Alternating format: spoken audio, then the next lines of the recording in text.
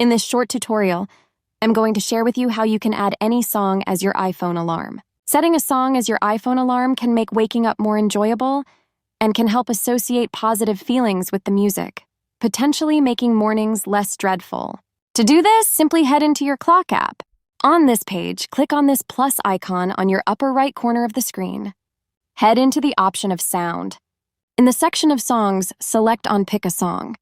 You will then directly head into your Apple Music library. Select any song you wish to set as your alarm. This feature only supports Apple Music. Other music platforms, such as Spotify or Amazon Music, are not supported to select songs as your iPhone alarms. That's how easy it is to set a song as your iPhone alarm. If you have any questions, just let me know in the comments section down below.